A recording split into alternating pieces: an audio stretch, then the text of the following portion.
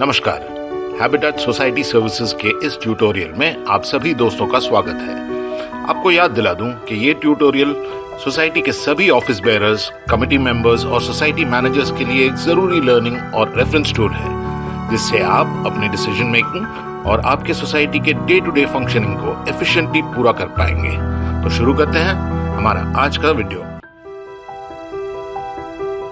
इस वीडियो में हम देखेंगे clause 8 responsibilities and liabilities of members part 3। इस पार्ट में हम कवर करेंगे D restrictions on holding more than one flat, E liabilities of a member and the past member, F other matters.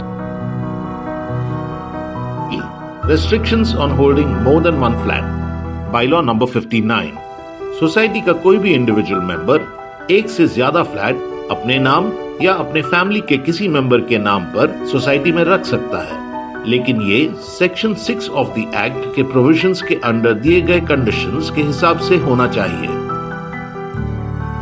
E liabilities of a member and the past member, bylaw number 60। Society के किसी member की liability सिर्फ उसके share holding तक ही limited होगी, bylaw number 61।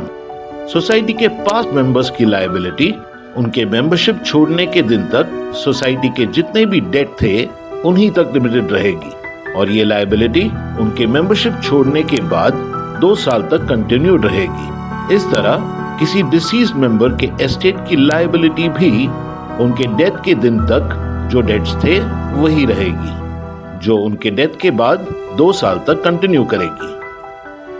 इस topic पर पूरा डिटेल वीडियो देखने के लिए ज्वाइन कीजिए the complete housing society management course, जिसमें हम कवर करेंगे क्लॉज बाय क्लॉज मास्टरी, 30 से ज्यादा sessions, basics, accounting, GST, legal compliances और बहुत कुछ।